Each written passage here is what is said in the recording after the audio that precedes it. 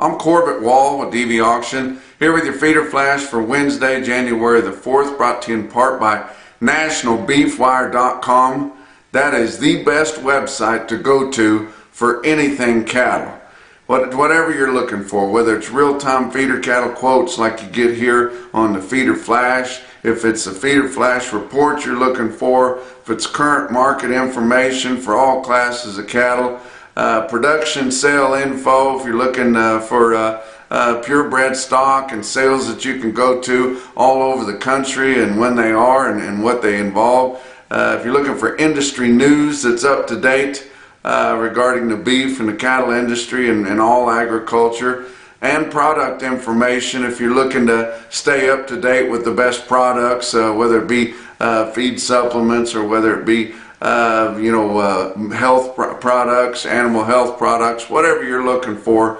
Don't forget to check out NationalBeefWire.com first.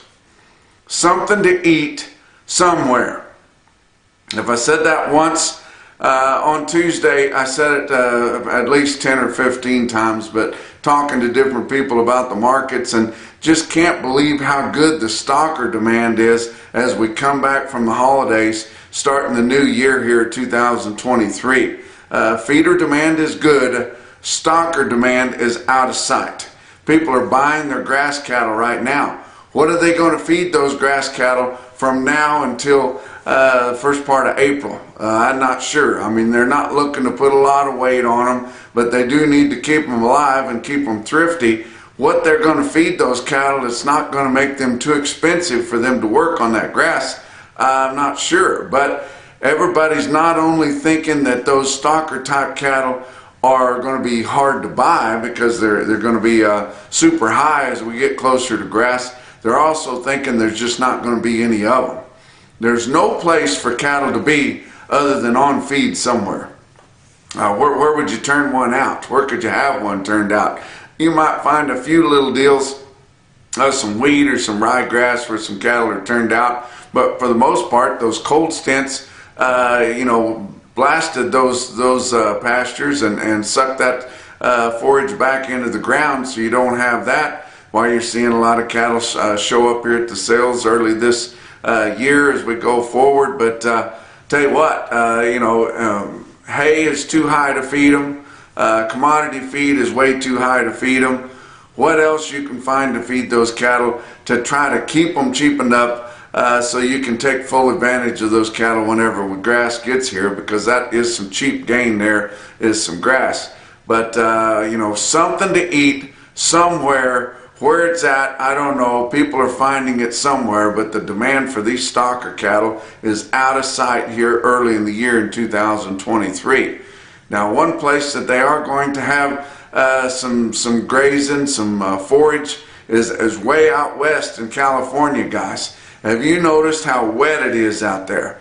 And I wasn't really full knowing of how many cattle are grazed out there in California until I started going out and helping an auctioneer at Nevada Livestock Marketing in Fallon, Nevada. But there's California buyers there. They're fully aware of what the grazing conditions are in California, and they've been real drouthy here the last 2 or 3 years. Just haven't had much to graze on because we get some early moisture in the fall, and then it wouldn't continue through the winter. But they graze those cattle in the winter, but it's just been so dry.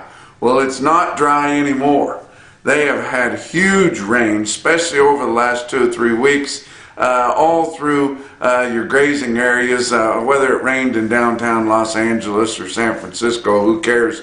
But out in your rural areas of California, been a lot of water out there. And I was talking to my friend Dwayne Martin Jr., who is a big producer in that area, a big rancher, raises a lot of cattle, backgrounds a lot of cattle, feeds a lot of cattle out west and back towards the central part of the U.S. But he sent me these pictures on Tuesday morning of the gate going into his house.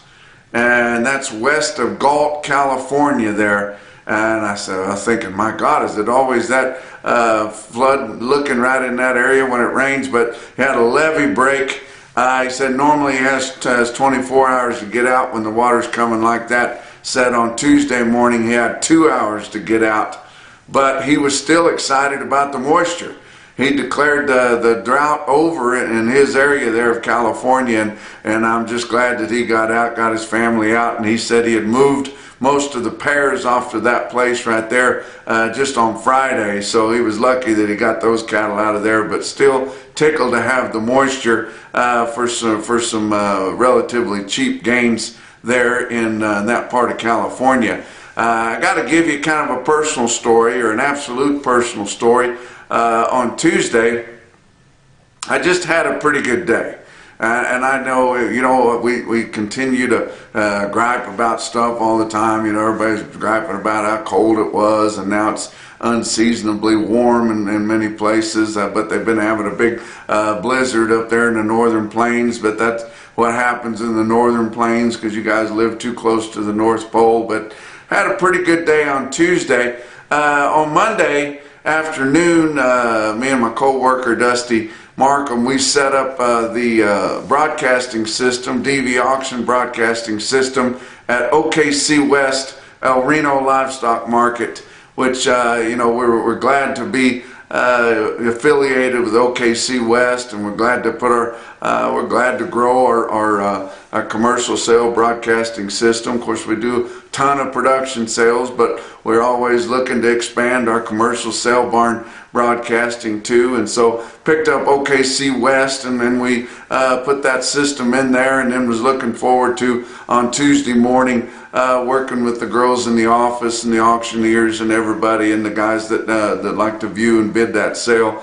And of course, sometimes that's a little ouchy because you're working with new technology, and then a lot of us people in agriculture don't like technology. And even though I work for a technology company, I don't like technology, but everybody embraced it, and they had an open mind, and everything worked right, and they were willing to accept a little bit of change and roll with it, and everything was going good. Had a good time getting everybody accustomed to that. The girls in the office were great there at OKC West, and then just kind of hanging around to see what was going on, and of course I can cattle auctioneer some, and every time you go to a sale barn that you haven't sold at before, you secretly kind of want to auctioneer there if you're a cattle auctioneer, and that's been on my bucket list to sell at OKC West for a long time. And we kind of joked about me selling there for a while, and I'm not a great auctioneer, but I can do it.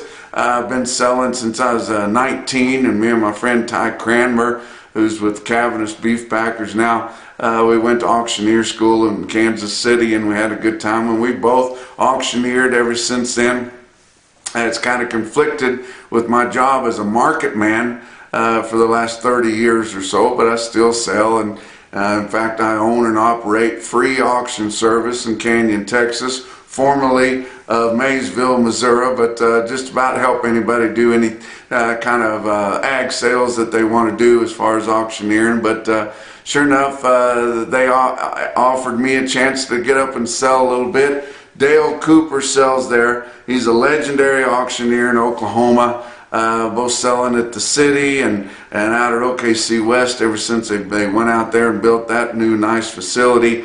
And of course sells a lot of feeder pigs, or not feeder pig, but show pig sales over the last 30-40 years. He's just he was known for that. Everybody wanted Dale Cooper to sell their show pig sales. He doesn't do a lot of that. He's turned a lot of that over to his son John. John's a friend of mine. We text and talk weekly, mostly about the OKC West sale. He's doing a good job there selling, helping his dad Dale there, and they were gracious enough to let me sell, and not only get up and sell, but sell on the high line at market.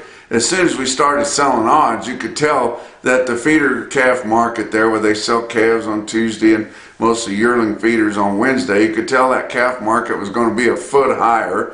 And sure enough, USDA Market News called it $12 to $15 higher on about 4,500 head of calves there at OKC West in El Reno on Tuesday. But they let me get up and sell right when some of the biggest, best drafts of cattle were selling. So that market was just kind of coming and coming, and then we got on some of those really nice long time weaned, I mean 90, 100-day wean, 2 rounds, turned back out, really hard calves there, and all black and fancy, and we got to selling those, and then I got up there and got to selling those, and you're a little bit nervous about selling in a place you haven't sold before, because you don't know who might be bidding on the cattle, you don't know what orders to put them on, you don't know what they, and they go by names there, not order numbers, so you're not sure what name they want to use to put on there, but everybody was really good to work with. The buyers bid to me,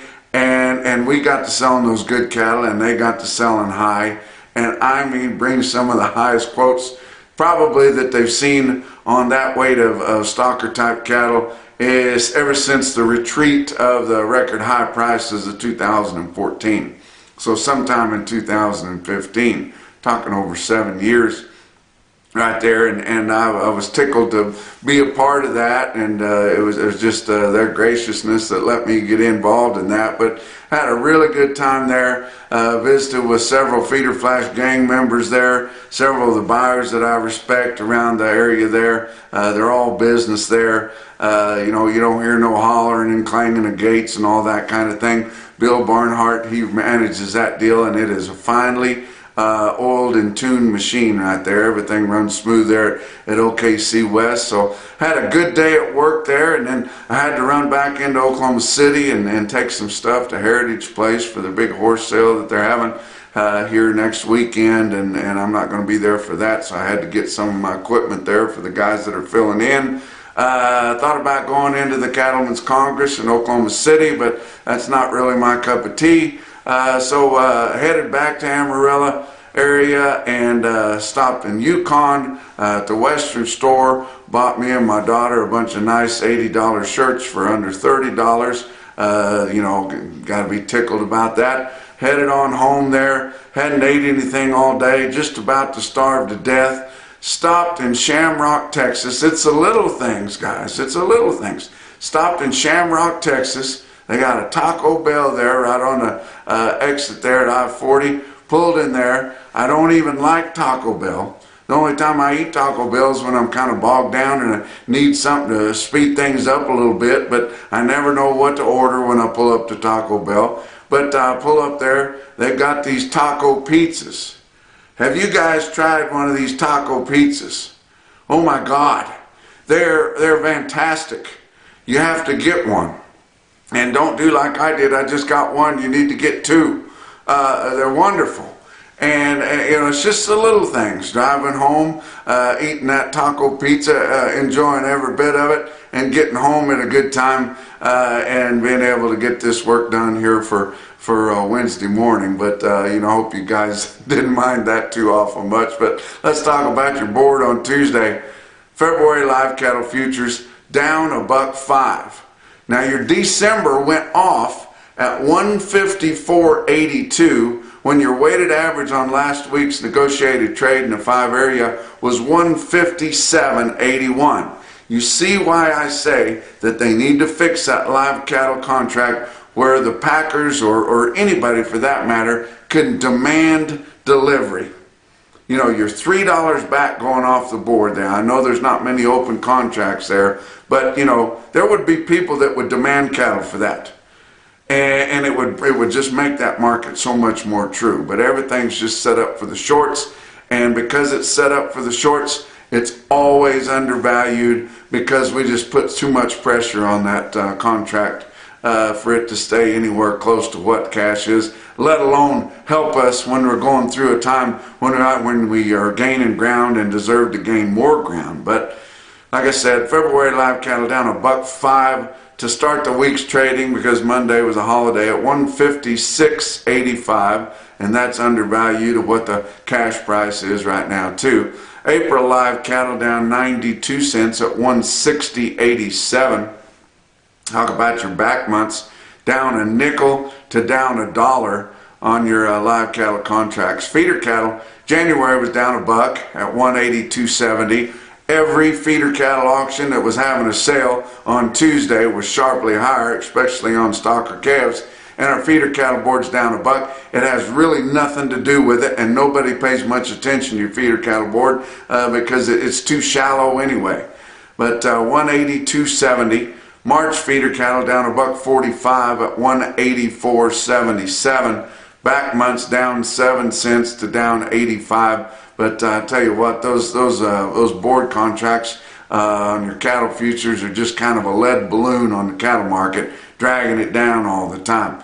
How about Chicago Board of Trade? Not so much on your grain futures because they stay true. It's a fairly consistent product. Everybody delivers, and it works pretty darn good. Then you get away from your areas where you grow it, and then you get a bigger basis, and that's mostly due to freight, and that's the way things work. But March corn contracts down 8 cents at 6.70.5. Soybeans for January down 32 cents at 14.87 1/4, and it was just kind of a tough day to start the year's futures trading on your ag products, as all your commodities were pretty well down.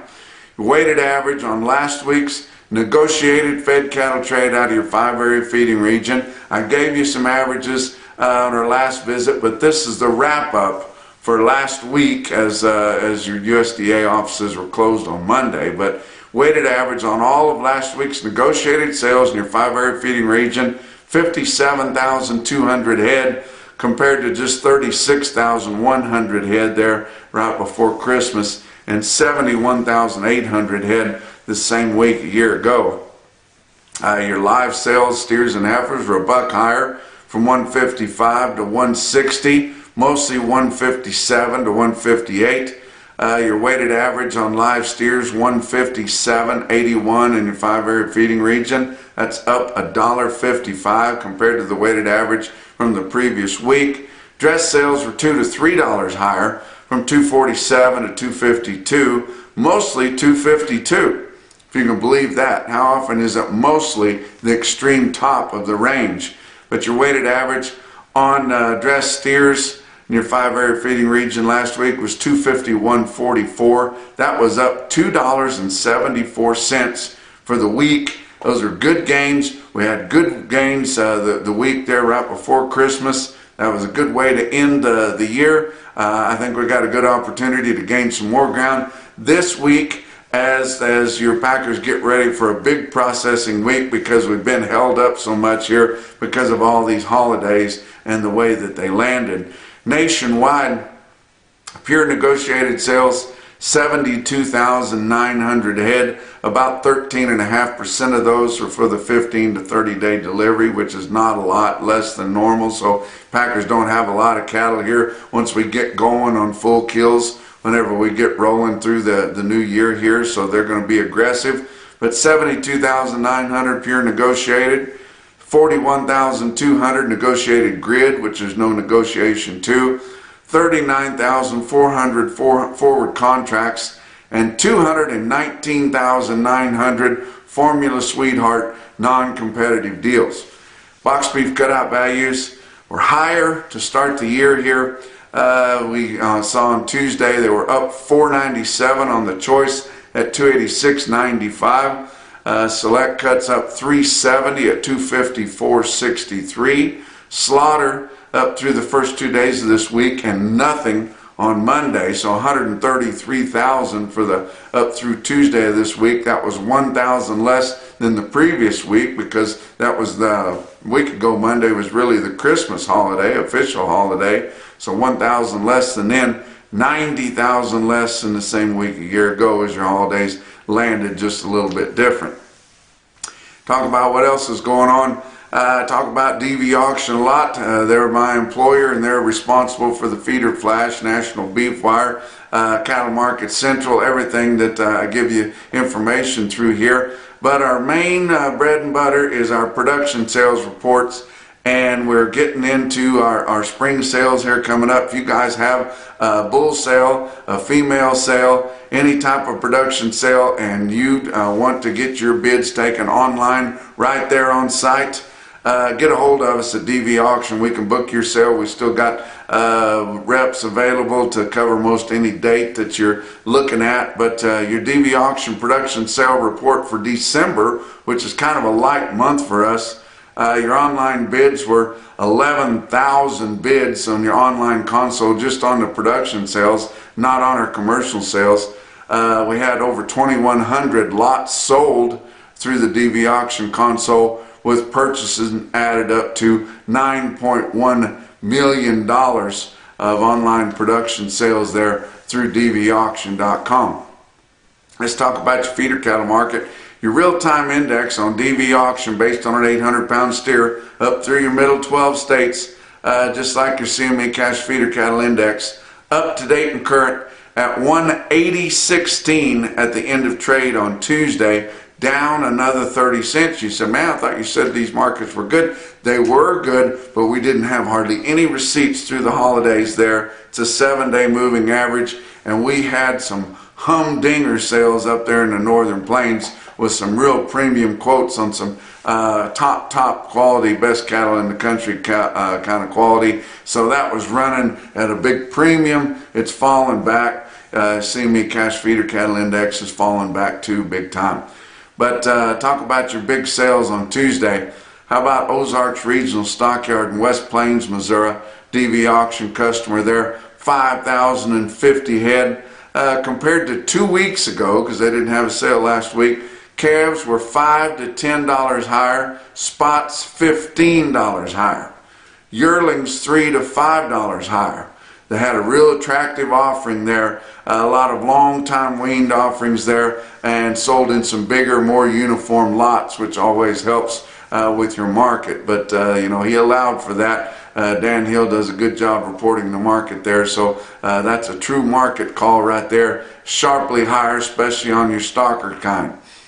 And then your Zoetis stick-out sale of the day was Farmers and Ranchers Livestock in Salina, Kansas. You say, whoa, they sell on Thursday. Nope, they had a special feeder cattle auction on Tuesday, had 4,500 head, outstanding offering. The quality was outstanding. Look at this automated marker report through Cattle Market Central. Look at your best tested weights. How about 406 head of your 5-weight steer calves, averaging 556 pounds, with a weighted average price of $219.53. Wow. 734 head of your 6-weight steer calves, average 652. They'd be long time weaned, but they'd still be chronologically calves. Weighted average price $199.68. 849 head of your 7-weight steer calves, mostly, average 742, with a weighted average price of $189.38, guys, on all them 7 weights, 850 of them. 350 head of 8-weight steers in Salina, Kansas, average 834 pounds, the weighted average price of $186.21. My goodness, look at the heifers. 423 head of your 5-weight heifer calves, average 543, weighted average price $190.23. 731 head of your 6-weight heifers, average 646, weighted average price $178.33.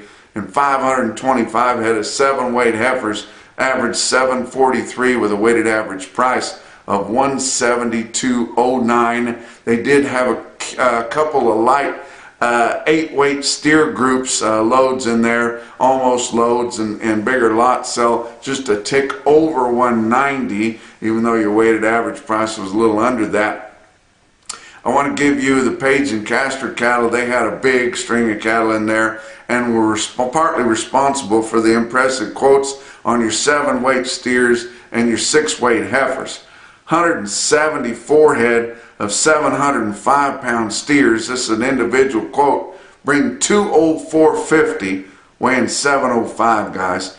And on the heifers, 180 of them, none of them were kept back, weighed 606, with an individual quote price at $187 on 606-pound fancy black heifers.